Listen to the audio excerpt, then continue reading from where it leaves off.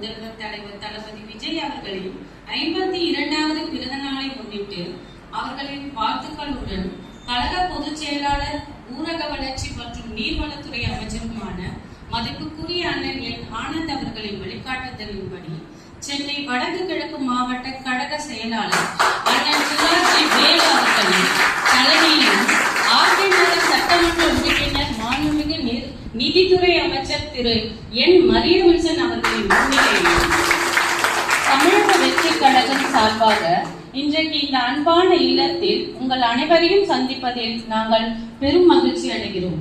இந்த நல் நிகழ்வுக்கு தலைமை தாங்கி தன் பரபரப்பான பணிகளுக்கும் நடுவே நமக்காக நேரம் ஒதுக்கி வருகை தந்துள்ள நமது மதிப்புக்குரிய மாவட்ட செயலாளர் அண்ணன் வேலு அவர்களுக்கு உங்கள் வருகை இந்த விழாவிற்கு பெருமையும் எங்கள் அனைவருக்கும் மிகப்பெரிய உற்சாகத்தையும் தருகிறது.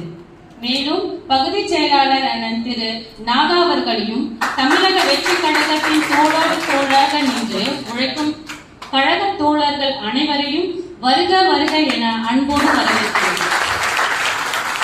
இன்றைய நாள் நம் மனதிற்கு மிக மிக நெருக்கமான நிகழ்ச்சியான ஒரு நாள். கண் பார்வை இல்லை அப்படின்னு சிலர் நினைக்கலாம். ஆனா உண்மையா சொல்லணும்னா நம்பிக்கைனா என்ன என்ன உலகத்துக்கே கத்து கொடுக்கிற வெளிச்சமே நீங்க தான். வெளிச்சத்தை பார்க்கிற கண்கள் எல்லார்கிட்டயும் இருக்கலாம். ஆனா இருட்டையே தன் தன்னம்பிக்கையாக வெளிச்சமாக்கி வாழ்கிற மனசு இருக்கு, அது உங்ககிட்ட மட்டும்தான் இருக்கு. பார்வை என்பது கண்ணில் இல்ல, நாம் வாழும் வாழ்க்கையிலும் நமது எண்ணத்திலும் தான் இருக்கிறது என்பதை நீங்கள் தினமும் நிரூபித்து வருகிறீர்கள். மாற்றுத்திறனாளிகள் என்பவர்கள் மாற்று திறமை படைத்தவர்கள், எண்ணற்ற சாதனைகள் படைக்கும் அபார தன்னம்பிக்கை கொண்டவர்கள். அன்பை விட சிறந்த பரிசு இந்த உலகில் ஏதும் இல்லை.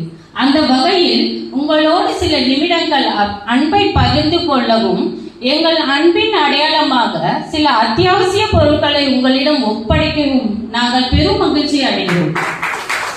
உங்களுக்கு செய்யும் இந்த உதவிகள் வெறும் தர்மம் இல்லை, இது எங்கள் கடமை, எங்கள் பெருமையும் கூட.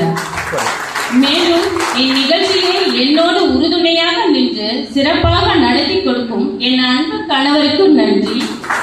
மேலும் இந்நிகழ்ச்சியை முன்னிலையில் நின்று சிறப்பாக நடத்தி வரும் எங்கள் வீட்டு பிள்ளை வழக்கறிஞர் திரு ராஜ்குமார் அவர்களுக்கும் நன்றியை தெரிவித்துக் கொள்கிறேன்.